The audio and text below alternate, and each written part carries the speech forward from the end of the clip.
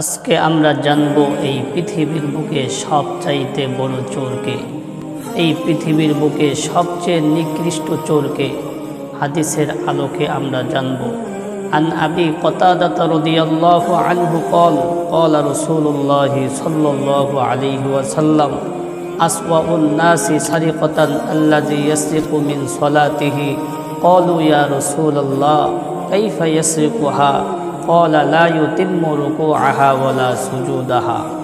হযরত আবু কতাদা রাদিয়াল্লাহু তাআলা আনহু বলেন, আল্লাহর হাবিব মুহাম্মদুর রাসূলুল্লাহ সাল্লাল্লাহু আলাইহি ওয়াসাল্লাম বলেছেন, এই পৃথিবীর বুকে সবচাইতে বড় চোর হলো, এই পৃথিবীর বুকে সবচাইতে নিকৃষ্ট চোর হলো ওই ব্যক্তি যেই ব্যক্তি তার নামাজের মধ্যে চুরি করে।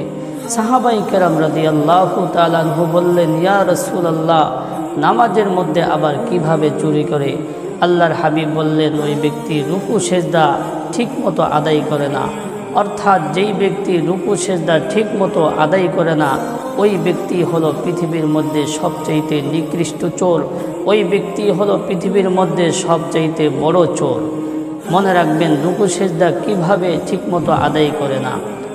রুকু থেকে সোজা হয়ে না দাঁড়িয়ে সেজদায় চলে যায়, প্রথম সেজদা থেকে সোজা হয়ে না বসে আবার দ্বিতীয় সেজদায় চলে যায়।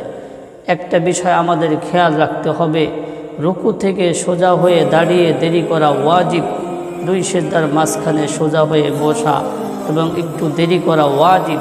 একটা ওয়াজিব যদি ইচ্ছাকৃতভাবে আমাদের থেকে ছুটে যায়, তাহলে আমাদের নামাজ শেষ হয়ে যাবে, সাহু সেজদা দিলেও আর নামাজ হবে না। আল্লাহ পাক রব্বুল আলামিন আমাদেরকে সুন্দরভাবে নামাজ পড়ার মতো তৌফিক দান করুন। আমিন।